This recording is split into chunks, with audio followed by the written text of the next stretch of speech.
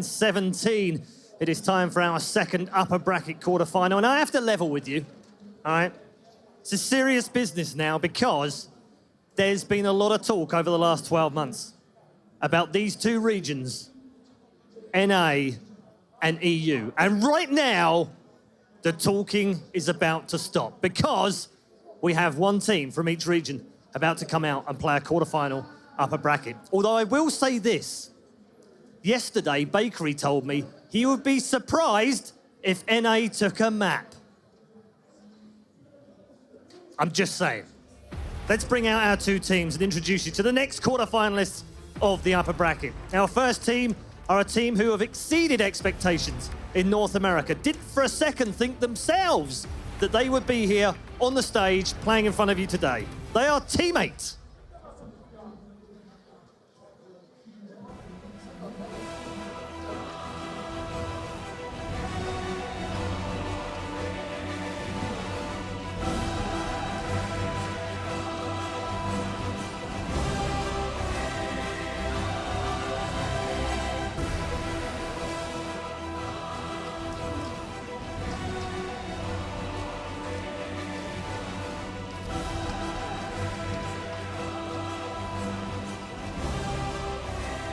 Okay, we have our North Americans on the stage. Time to introduce you to a European team who are no stranger to the stages of Heroes of the Storm. Last year saw some dominance from them as far as Europe was concerned with 3 titles to their name.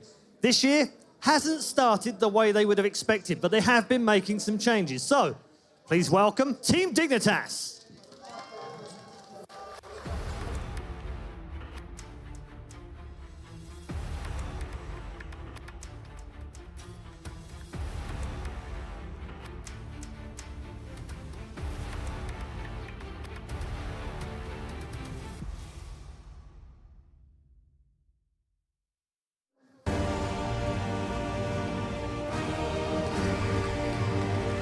Ladies and gentlemen, Team Dignitas.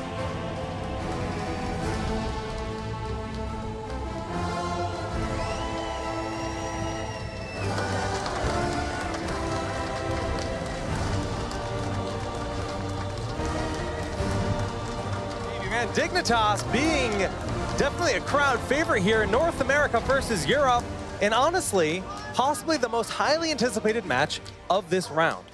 It very much could be, you know, and I think it's going to say a lot for the North American versus European matchup, depending on how this goes. I talked about it a little bit into the last game about the predictability, not only within teammate, but even Dignitas kind of in the, you know, having Xaylia, the adjustments with them, trying to be able to develop. We've seen the 4 core members of Dig do so well, but depending on the duration of time with that 5th, their strength very heavily fluctuates here. So I think it really does, it's a beautiful set to the tone of North America versus Europe.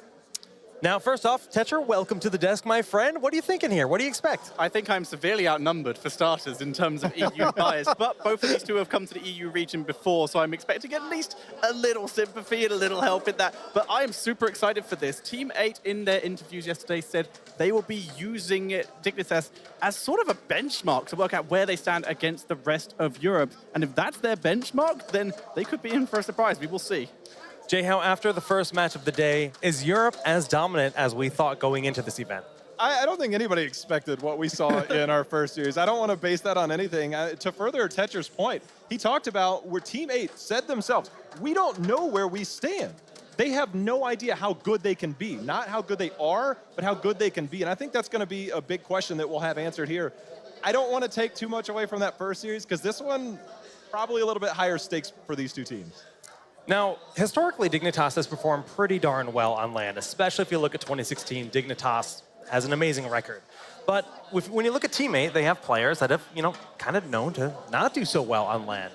Is that enough of a variable to put Dignitas as a clear favorite, or is it just up in the air?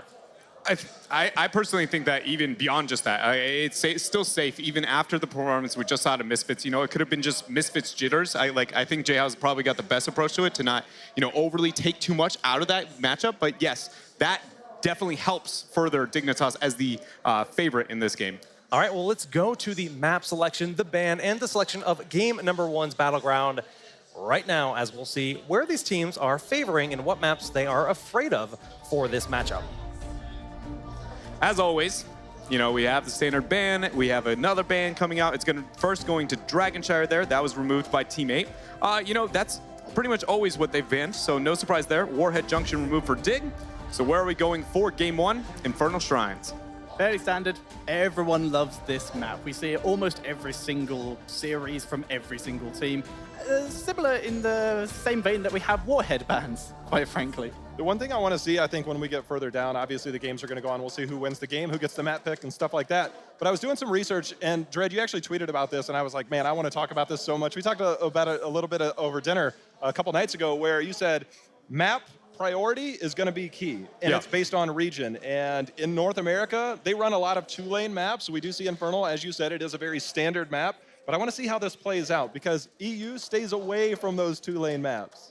I think more than anything, when looking at this is both these teams' best maps. And in a weird way, Team 8 actually gets it banned against them so much that they rarely get to play it. So much they haven't even gotten to play the top teams, but it is one of their go-to. Dignitas historically has had some of the most absurd. When you look at their lifetime as the 4-core group, is like a 90% win rate with like 60 games. Like, they have played this map so much. So being able to take a positive map for Team 8 and then allowing it to be such a huge one for Dig, again, if we needed a benchmark, we couldn't get much better than going to Shrines. Well, it's time for the draft, so let's just get right on into it to find out if there's going to be priority on bans like Heroes of Medivh, Glaurung's favorite here, a very powerful hero, or if it'll be a little bit more standard for what you'd expect in the prioritization. Tassadar. Speaking of standard, Tassadar banned out most of the series we have seen. It's something of a Western preference a lot of the time. I believe Dredd spoke about it on the main HGC, where Korea, for example, will favor Zarya over Tassadar. But in terms of the Western regions, Tassadar is king of the bans at the moment. I think when, you said Glaurung right away, and we've seen a lot more diversity, I think, than we ever have out of him, and a lot more comfortability on a lot of heroes. One thing they're not afraid to shy away from is something like a Zeratul on that map. So that's going to be one of the things that I think we look for. Will he have that priority? We've seen him play Medivh. It's really hard to ban him out, and he really favors those two heroes in a lot of ways, but falls dead. One thing we have to think about here as well is the fact that Kerrigan's going to be an option. Glaurung hasn't played too much of it. I don't even think actually we are yet to see a game out of him, but it is a map where we could see that for them. He's such a good player there. It didn't work out for Misfits. But it's going to be the Gul'dan and the Malfurion here for Team 8 playing the poke long sustain game. Usually that alludes to a Medivh later to stop the burst, and then Gul'dan wins the long shrine phase. It's a very common strategy in the North American scene. It also really limits the number of mages that Maynard can take. Maynard, as we know, one of the best ranged assassins in the world, not just in the Western region, but those mages are definitely a preference of him. Gul'dan especially, Kael'thas we also see a fair amount, and Jaina. But we see Ragnaros, which is probably going to be the hero for Xaylia here, and we do see that Zarya as the sort of replacement for Tass. You know, let's talk about Ragnaros just because if you look at the side of Team 8, Prismat has played Ragnaros 14 times. His next most played hero is 3 games in all of the season of HGC. Yes, he's played quite a few different heroes, but do you think that's part of that prioritization here? I think it's a little bit. Rag is too good to, I guess, view it as a takeaway, as a first pick, right? It is going to hurt Team 8, definitely. But that being said, I could see if, let's say, Prismat wasn't so heavy onto the Ragnaros play over the past couple of weeks, I still could see Dig making this transition because it's just such a diverse, overall strong hero here. It does look like teammates moving into that Rhaegar pan, no surprise considering the map. What I do want to talk a little bit about, though, is where now Dig has to decide, are they worried about Glaurung Zeratul, or is it going to be the Medivh? They have to look towards one or the other. And they're going to ban out the Medivh, letting him move into that, or again, a possible Kerrigan. I think I would like to see the Zeratul more. Glaurung is far more influential on Zeratul, in my opinion, than any other hero he's good at, or like one of his main hero pools. So I think that would be such a solid rotation for them here. We saw a similar comp in the series previously where we had the VP with Gul'dan on there. It's not normally the traditional follow-up you see, but we did see some good execution out of that. So you can see the potential is going to be there. Zeratul, I think, is likely going to be the pick. But on their front line, Justin has played a lot of Diablo. He loves playing Diablo, and it is a great hero for this map. You also might see Tyrael coming out. Do you think they're going to go more aggressive with Diablo against this comp? Or will we see maybe Johanna to play it safe? I like the idea of running even Diablo Zeratul right there. Instead, we see a Tychus play, or Tychus and Tyrael transition here for Team 8. Very interesting to see that coming out from them. Yeah. Not very popular pick across the board in North America. Tyrael, unlike Europe, is pretty much unseen outside of like it's 1 only to sort of 2 one team that drafts. runs it. Yes, and so that already shows that Team 8 here is making major adjustments for this tournament. I don't know that Justin has played a single game of Tyrael when it comes to HGC. I will say, knowing Justin for a while now, especially going back last year, I remember all the time in scrims leading up to NA regional events, he was practicing the Tyrael because it was so prominent in other regions. I just don't think it was the right team at the time for him to use something like that. It is HGC now in the Pro Division that they haven't used it, but I think it's kind of like that sleeper that Justin always has in his back pocket. I do find it surprising that Team 8 ended up going with the Tyrael over the Diablo, just considering the fact that the Tyrael kind of alludes to the idea that they wanted to move in the Kerrigan route, but with such that big of a front line and the just raw CC and shrine control that those two can provide together. Granted, after his rework, it's not nearly as successful as it was in the past with Diablo specifically, but I felt like it was a really good duo here, but it shows they're going with more of the Kerrigan Tyrael, build-up. I don't see them going into, they're switching everything up. Okay, This is oh man. This is what, okay, when I talked about Dignitas the other day, this is what I said. They are so mage heavy because it's going to be Mene on a mage. They also love Tychus. Guess what? They've now taken away 2 of Mene's best heroes. Well, he actually Snitch plays the Tychus now, but Gul'dan, and you now force them into more of that spell damage between Ragnaros, between Zarya, and between that last pick, Jaina. I think that was calculated in that draft. Dignitas does have a little bit of auto-attack damage, though, in the form of that Karazim, as we're mostly seeing it run with the Iron Fists nowadays. So they do have that kind of hard engage, especially with their double front line and even with a little bit of Zarya. I love to see this changes from Team 8. We actually, in the very last week of HGC North America, we actually saw Team 8 pick 2 picks that were never even touched, Arthas and Nubarak in North America. For the first time, it looked like North America was venturing out of, these are the top 20 heroes in our opinion. These are what we're going to play. A little bit of European flavor is kind of how I put it into the cast. And now it seems like, granted, we do see the Tyrion and Nubarak, they're trying to pull more and more international meta into their play. And if they have practiced it that well, I'd be afraid if I'm Dignitas right now. When you consider the growth of Team 8 too, a team that we historically look at as being very comfort meta for them, the fact that they are expanding going into a global, even in game number 1, yes, we saw it in the last week of HGC, this is a big deal for them. And I mean, another stat here that we can look at, this is the first time we've seen Bigry play Karazim all year. Used to be very well known for him, but he has not played Karazim on stream in a tournament for a while. This is true, and it's been played a lot in NA, especially in quite a few of the other regions by most people. But like you said, one of those key heroes that sort of rose him to prominence in the scene is just being has just been denied to him, and now he's actually getting to bring it out at a cross-regional event. All right, guys, game number 1 going to be starting in just a moment. Trixler and Grubby, take it away. Our first official match, North America versus Europe, has officially begun. I am Trixler, joined by Grubby. To the far left, can you please do the pleasure of introducing our team? Yeah, here in the blue, on the left side from North America, it's going to be Team 8 with Glorung. He's going to be playing Tyrael. Buds on Malfurion. We've got Yoda, Justin, and Prismaticism, of course. He is using the handle P. His name is Prismaticism, a little bit too long to fit in there. And these guys, well, they qualified for North America. They're a pretty cool team. And they are looking pretty excited here, especially that Nubarak pick in the very bottom of the draft. Here to the far right, you do have Dignitas JPL. Bringing back his old ETC in the last few weeks, have been running more Tyrael, but we get an old classic Bakery on the Karazim, and of course, last but not least, Zalia will be on the Ragnaros. Now, 4 members for Dignitas go for the immediate push, grabbing a turret here to grab that experience in the very early game and can start the rotations from there. Yeah, 1 free tower, a little bit of bonus experience, and with the initial scare there on Team 8. They were not ready to stop this one. They had the nice 4-man impale. But for now, it's going to kind of normalize. But Dignitas takes an early lead. Now, Grubby, I want to talk to you about our matchup here between our 2 teams. It looks like we have pretty solid wave clear. We have Jaina set up, we have Ragnaros. On the other side, you have Gul'dan. Who wins in the rotation war? Well, I like what they did with the Nubarak going up against the mages. I think important to remember is Zarya's early game strength. Since she doesn't have any mana, she can rotate infinitely and use all of her abilities, which are purely cooldown based, and do a lot of pressure just because their heroes are very difficult to die with those kind of shields that come out. Yeah, it's a really good point. That's where you're seeing Dignitas constantly rotating. Justin actually setting up for an aggressive defense if there was a rotation that came down the bottom right, but Dignitas took the time to clear out the middle lane, so they are set up pretty well, and Mene has just hanged out in the bottom lane the entire time, keeping up with the wave clear, not even in the rotations, which makes it a little bit harder for Team 8 to get that jump they're looking for. Mene is the resident European mage specialist. Yeah. Jaina, Gul'dan, Li Ming, Chromie, although he doesn't get to play Chromie all too often. Unfortunate. Jaina, one of the more difficult ones to play. She doesn't have any survivability talents, besides a little bit of shield and blocks here and there. I'd be surprised if he takes them. You can see he's going for that lingering chill, the longer chill effect on all of his spells, and also the extra mana at 4. But you cannot be out of position with Jaina. You'll get instantly punished. Yeah, and you'll see him floating back, playing much more safe than the standard Jaina, especially with Malfurion being on the team to help with those Earnavates and those cooldowns, and of course that heal.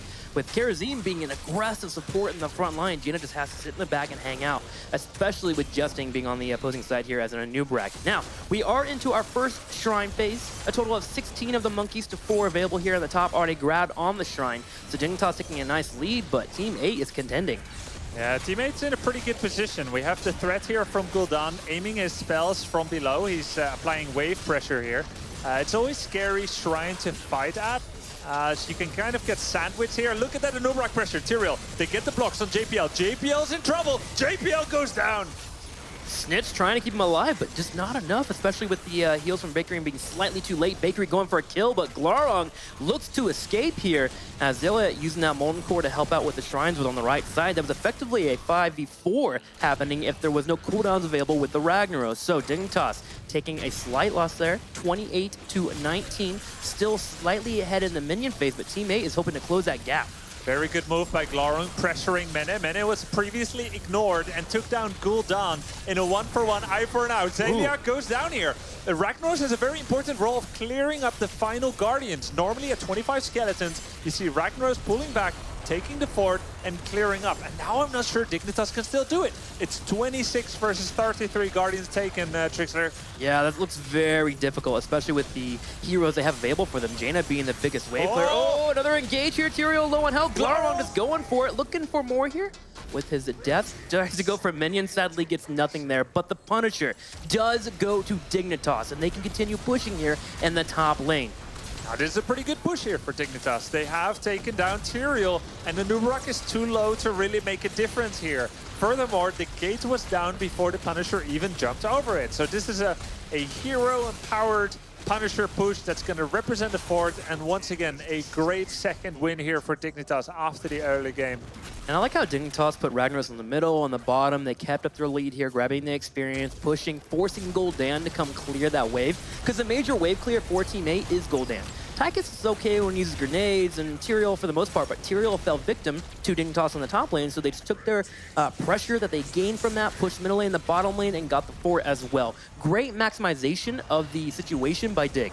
Now, in the first match here, Trixler, we saw Nomia taking Misfits all the way to the third game and making every game, except maybe the last one, look extremely close. We had European teams who are supposed to be the dominant rulers here of the tournament, looking weaker in Misfits than we expected going up against ANZ. Now we have North America versus Europe, a much discussed regional showdown. And Dignitas, just to put things in perspective, they said they would be surprised if they dropped even a single map to a North American team, Trixler. Big words. Super confident in terms of what they were mentioning there, that they felt that they wouldn't lose a single map. On their side, you look at Team 8, and they're just trying to see where they stack as a team. You talk to Team 8, and you get a sense of uncertainty of where they are in the world, and they finally want to figure it out. Right now, Dignitas, while they have lost a couple members in fights, in terms of map control, they've been much better so far. I kind of put that off as to the wave clear, but I want to see what Team 8 has underneath their pocket here when they get to level 10. Sanctification, Anubrak can start to dive that backline, and of course, Gul'dan with that Horrify can be deadly. Yeah, but so far Dignitas looks like a well-oiled machine. This is how they look when their draft is working out. It just looks solid, it's fluent, it's where you normally think, okay, we need to put someone on the mid and bottom lane for experience. in Ragnaros, but he's already doing it. You know, they're very quick on their rotations. Yep, Zelia just kind of keeping up in that experience. They're almost level 10 right now before the second phase, which is pretty exciting for Dignitas. They pretty much can take the shrine for free, which means they have options. You can put a number of resources there to clear up the minions and, of course, get that Punisher and push it in the bottom lane, especially with being an Arcane. But they also have the choice here of sending maybe 2 or 3 and then split pushing other lanes, keeping that lead, continuing to move forward. Team 8 has shown that they are not going to contend. They just simply cannot, being behind heroics. They put 2 in the top lane to help push this push that's happening, but JPL comes up to defend. Yeah, this is not a kill squad that Dignitas is sending. Zarya ETC have no kill pressure against Tyrael and Tychus. They just kind of wanted to nip this in the bud, just clear up that Merc camp. It doesn't give any XP, but it prevents their towers from going down. And then they're going to rotate back down. The best way, actually, to give away a lead is when the opponent team reaches level 10. You aren't all there and you risk losing someone. But so far, Dignitas is just playing it perfectly. Everyone rotates back down here, and it's a 5-man.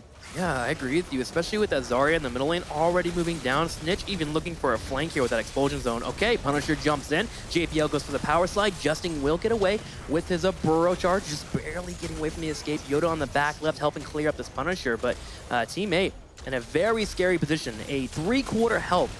Punisher can head towards the keep and more damage available for Dignitas. They could take a wall here. Yeah, 2 forts out of 2 Punishers and maybe more. They go for the tower here. They're going to get that tower and they play it safe. They go back, but the ever-present threat of a turnaround is there. You don't generally chase the opponent's team all the way across. You've already dealt with the objective and both teams play it safe here. Especially with Horrify being available underneath the keep. Gosh, that is a scary situation. Dignitas playing very wise. Retreating, grabbing whatever they can in terms of mercenary camps. Now, this is where I need to see Team 8 kind of turn it up a little bit. They've kind of been reserved since their first couple of kills in the early game, rightfully so, because they lost a Punisher and fell behind in experience, but now is where they make the moment to make a play here. Maybe an invade could be great for them. They move in for the invade, but slightly too late, as Dignitas' rotations have been a little bit quicker overall. Yeah, it's like you said, they've played it kind of passively, and I don't mind that too much, Trickster, and I'm sure you feel the same way. Tyrael compositions generally don't shine pre-level 10, so having waited, that's pretty okay. But Team 8 needs to be careful not to give away too much of the map control, as level 13 is on the horizon for Dignitas. And when we look at the map, the major point here is there is a trap being set by Dignitas here in the top left. Look at Dignitas. They're swarming across the map, painting it red. And without a compelling objective, it's difficult for Team 8 to set a trap, actually, and force something pre-13. Very difficult. They are taking damage in the top as the minions are pushed in. Ragnaros continues to peel off and constantly push the moment that Dignitas finds that, okay, we don't have an advantage to push in, we don't want to fight, so Team 8 is constantly having to deal with that, and now a fort in the middle has been killed out, 13-11. It almost looks a little bit too easy for Dignitas right now. Yeah. And that means Team 8 needs to set up a trap, but as you were mentioning, it's so hard to make that happen when, 1, you don't have map control, and then 2, there's no shrine forcing the opponent to get away from your area. Right, and all the mercenary camps were taken. 3 out of the 5 on the map were previously taken by Dignitas, and Team 8 took the others. They've all been cleared. So short of just walking up to Team Dignitas and saying, hello, can we have a fight, please? It's pretty much not going to happen. Dignitas hasn't allowed for it to happen. And that's a great way to keep the lead. Well, Team 8 behind a talent, move forward up to the shrine phase. Glarong in the front line, bringing out that smite. Snitch also stepping forward. Bakery is hit by the impale, but JPL finally landing a power slide on Glarong, but it's not really the greatest target to focus down as that is Tyrael. Yoda on the back left here for Goldan is working in queues when he can, but not really achieving too much. But good news for Team 8. They are ahead in the shrine phase, 15-2. Yeah, that's a great little lead, but they need to be careful not to get too invested in that power slide through Tyrael. Beautiful march, beautiful sanctification here. Ringer Frost is going to come out, and it does connect here. Finally, a big hit from the Molten Core from Ragnaros, bringing out the damage, and Zelia up in the top left is going to be working on some of these minions at the same time. 2 members did fall for Team 8, so Dignitas having full control of the Shrine Phase can slowly inch forward, especially after tapping here, and continue to take away the Shrine Phase. Team 8 needs to retreat, but they're having a hard time. Finally, Justin will be able to burrow charge away, and Dignitas will claim their reward. Yeah, that was pretty close. Zarya just completed her Demolitions Expert, has a cooldown reduction element on that grenade that she has. That was pretty close. Team 8 had a pretty significant lead in the Guardians. but the turnaround on Tyrael, forcing the early sanctification and the follow-up kills was well done by Dignitas. And the Ring of Frost, too, coming out and just hitting Malfurion is probably one of the most important targets for you to connect with. If you take away a support from the opposing team, they lose their ability to trade, as the sustain will fall dramatically. So Dignitas, realizing that, able to take a kill on Malfurion. Punisher pushes in freely into the keep, and Dignitas is setting up for a constant push. Honestly, you could move in for a keep here, but I wouldn't mind taking some of the aggression, getting the keep down to half health. Oh, but Justin burrowing in, bringing out the aggression, trying to fight before 16 hits. Does it for Dignitas. Sanctification is down for 15 seconds. Can Glaurung get away? Bakery confirms the kill with very aggressive Kharazim play. Gets away on time. Ring of Frost doesn't do much that wasn't already done. Dignitas is taking huge amounts of damage here from Gul'dan, but there was a bit of a lack of communication here between teammates members as Tyrael Nubrak jumped in without support. Now has JPL bit off more than he can chew. Kharazim goes down. Trying to save JPL was Bakery, and he gets picked off, and now suddenly Snitch is taken down. The keep is still alive, and Team 8 is going for a push. Justing on the right side, trying to find JPL. Can he knock him off his mount? He does get him off the mount, goes in for the burrow charge, and Pale finally used Yoda helping out. One more takedown. Will JPL get picked off from the poison? Yes! Suddenly a few more kills, and North America is showing life. Yeah, very nice. 5 versus 5 takedowns. It's the Punishers that have gone to Dignitas, but the fights now have been even as Dignitas dove under the fort. They tried to activate the mosh pit, but Team 8 did not allow it. Yeah, we talked about it earlier. If you're diving underneath the fort behind Gul'dan, you gotta make sure you have support whenever that huge Horrify comes in. Now, suddenly at level 16, Team Dignitas will be able to cleanse here, as Kharazim does hit it, but it was not available during that keep phase, so that's why we saw a few members fall down, and of course, the team falls as the tank normally falls. So, Dignitas and Team 8 now, 16 to 15, Dig slightly ahead, but Team 8 is on good footing. They have all their keeps, they're definitely not out of this game. Yeah, I mean, without a global hero to defend the keep non-stop, with that catapult pressure, it can get very difficult. You feel the squeeze of map control that the opponent can subject you to, but as it stands, saving that keep, that's such a huge deal, Trixler. So what Tyrael and the Nubrak were doing there, jumping out of the gate, trying to get some damage on Jaina, which nonetheless had no follow-up, I rated pretty okay in the end, as it drew away attention from that keep. If you're a North American fan, you have to be satisfied with that defense. Oh, but Tyrael, top left, is in trouble. Glaurung will be able to escape there using Eldraruin to niftily get away. 16 about to hit for Team 8, which is good news for them. 16, Holy Ground comes online, which gives you that shrine control that you need ever so much against the opposing team. Also gives you the chance that when a Horrify pops in, you can lock out the opposing team from getting over. Look at the map. The Fallen Bruiser is available for Dignitas. They gotta be aware here, teammate, that there could be a trap. You see that Bruiser, you think, okay, maybe they're gonna tap that one first. Are they gonna go straight to the objective? It is the objective now, level 16-16. The best fight that Team 8 could have possibly had so far in this game. Equal talents, equal levels even, so this is a pretty okay fight to take. And you know, the kind of team that Team 8 is, they need to start applying pressure on the backline with the Nubarak. Yeah, this is the moment for them to make the play. If they don't, they suddenly could lose a keep in the middle. Maybe 2 keeps with one being weak in the top left. So there we go. Odin has been popped. Teammate has chosen to go for the engage. Holy Ground is locking Snitch in. Horrify in the top left to stop the Ring of Frost from coming in, but Mene looking for it, attempting to get the Ring of Frost. He does hit 2 members. Sulfurous Match comes out. Odin will be able to sustain through just fine here, and Dignitas is taking damage. Buzz low on health. He gets picked off. Glaurung low at the same time, but Jaina has been taken away here. A pretty okay fight here by Teammate. I rated 8 out of 8. The major issue here was Malfurion early cancelled his ice block to take 2 additional waves of Blizzard, as Mene had set up a Ring of Frost with the Blizzard in the middle. Nice dodge on the initial Ring of Frost, but just popped it a little bit too early. Left himself so low because he was eager to follow up on his team with the Twilight Dream. That part was pretty good, but JPO came in with the face melt kill on Mal. 1 for 1, Punisher, first one of the game, goes to Teammate here. Yeah, a great constellation prize and keeps him in the game too. We talked about the threats that could have been there if Dignitas did get this Punisher, but now Teammate just getting pressure off of them for a bit. Now they can defend the bottom lane, defend the top lane, attempt to get the map rotations into their favor as they get their waves pushing towards the opposing team. 17 to 17. For our 2 teams. Now it's all about the mercenary camps. Grab a few, get pressure here. Wouldn't mind seeing Dignitas hold off on this one slightly a little bit longer. The longer you hold on, the closer to the shrine phase you get. However, at some point they won't have to grab it, and they elect to grab it now and move towards the bottom left. Yeah, I think if we look at the impalers, the left impalers here is available 10 seconds on the side of Dignitas, and the middle bottom one is available as well. So Dignitas definitely wanted to get on the map. Bit of a scuffle here. Expulsion zone, and Nubarak gets deleted. Absolutely taken out. Glorong will be able to jump and dodge Sulfura Smash, but still you're a member down, so teammate has to worry about a push their way. Remember, we do have Mercenaries pushing the top lane, so Dignitas is moving on over. They want to take a keep after that takedown. Yeah, that's a kind of a nice coordination now. Now the Fallen Bruiser isn't quite there yet, but they're gonna start working away at this. Snitch, he wants to take a bit of damage to get some energy. Not being granted that wish just yet. Big damage from Gul'dan.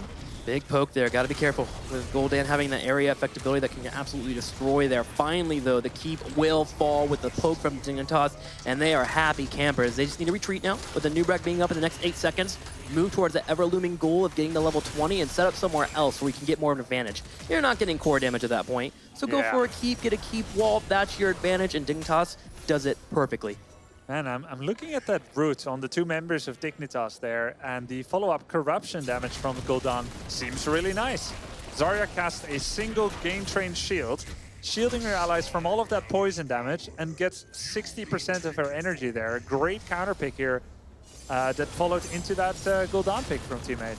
Not too shabby. Well, teammate, we talked about it in the last phase. They need to make a play. Suddenly they're in a spot where they have to make another play, because 20 is looming for Dignitas. There's a Punisher here down the bottom, so they're playing aggressively. You have a Nubarak set up already, Glorong at the top, but remember, the longer this goes on, the more the catapult pressure on the top lane will be in Dignitas' favor and potentially get them set up for core damage as well. Dignitas piles on top of that with Mercenaries pushing in the bottom, so now they can make their maneuver here to the Shrine face and start clearing out. They're not too hasty to fight, they're just reacting to teammate, who is certainly hasty. Ring of Frost comes out, will miss, but the Blizzard gets a confirmed hit on Tychus. He's 10% life, he's pretty much out of the fight. He's gonna turn on his Odin from afar, and he needs that range. They're doing pretty good here in the Guardian Defenders. Team 8 is 27 versus 11.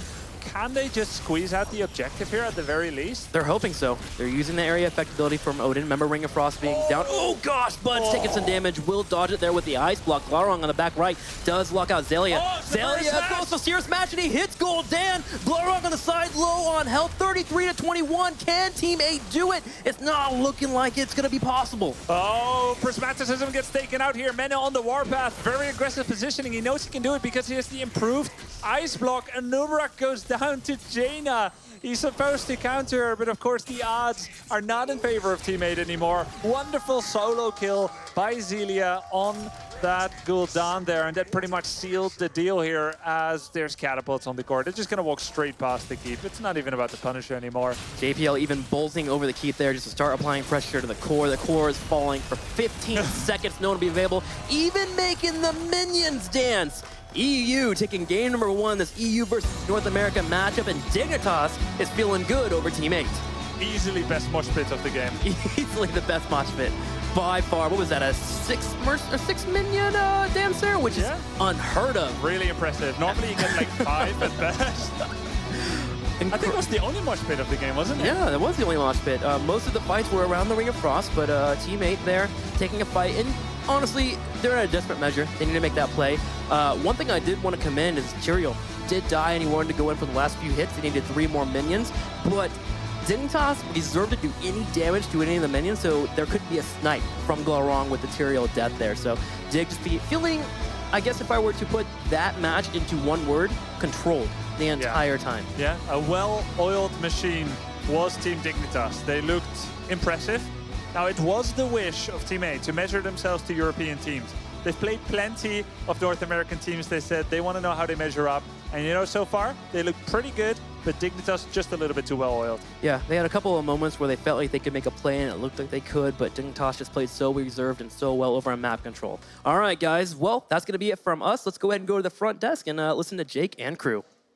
Dignitas with the quick lead there, held the advantage the entire game, and Team 8 tried to shake things up based on their own personal meta.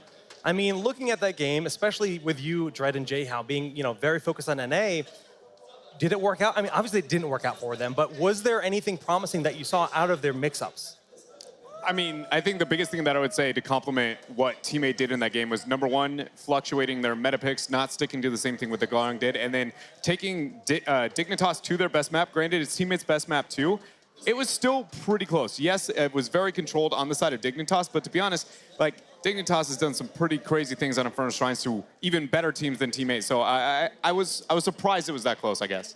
It seemed close, but it also seemed like a clean victory, would you say, for Yeah. Dignitas? Yeah, yeah. Like, it wasn't necessarily that he struggled, it's just they did what they needed to do, made it a clean, I think, game 1 victory. It was good to watch. Yeah. Well, let's take a look at one of those team fights from that game here to just relive some of the excellent team fighting we did see out of the side of Dignitas. So right now, you can see this was over one of the shrines. The ice block, the Ring of Frost wasn't really used to great effects, but it did force Priz way out of position, so he couldn't do anything. Had to drop Odin in probably a position where he didn't want to. They were only 16 in terms of skeletons in, so they weren't able to use that to try and steal the last couple. And then we're just going to see Gul'dan get absolutely wrecked in the top lane in a second. Thanks to Xaylia as he begins to push a bit too far forward in a second. One thing you could do here is respect the panic, though, of Teammate in this situation. They had to force something. 20 is creeping in, and that heads-up play, you know, they could have just waited it out and forfeited a lot more. I mean, really good job by Xaylia seeing, hey, this Gul'dan is way out of position, totally capitalizing, and things just snowballed out of control there. But again, at least Teammate, I would much rather them make that choice and lose the game there than let that go, let it slowly creep in, have the 20 advantage, moving towards the core. It was their best fight. It wasn't pretty, but it was the best one that they were going to get, and I can respect that decision-making coming up from them. You're completely right, because they lost the team fight, but they got within 2 skeletons of being able to get that Punisher. If they'd been able to just sneak those in with a bit more poking and then disengage before they lost all those members, it might have been a different story. They could have begun to mount a comeback. So they had to commit to that kind of attitude, but Dignitas just beat them in terms of team fighting. I mean, just speaking about Dignitas as a whole, Xaylia, the new member that they brought in for this season, I think from day one, ever since he swapped over to Melee, he has evolved so much as a player. But watching his Zarya there, I mean, he was on point. No, Ragnar was, excuse me. Yeah, Ragnar that's Zarya, yeah. Which is still true. Yeah. The key point of that last fight, I think that Gul'dan started a channel, is just that thing. That's why, it's one of the reasons why heroes that require you to stand still and do something, it's like, oh, you're going to stand still? Here's a hammer. I remember talking to some pros, like in the past, they're like, the reason why we don't go any type of channeling build, and I remember talking to Mene about this at BlizzCon, it's like, you have to cancel it. So it's not an easy it's an easy cancel, but it's like a delayed cancel. So the minute you start to channel that, drop the hammer, get the kill, pretty easy. Well played there from Dignitas. We're going to get ready for game number 2 between Teammate and Team Dignitas. Stay tuned.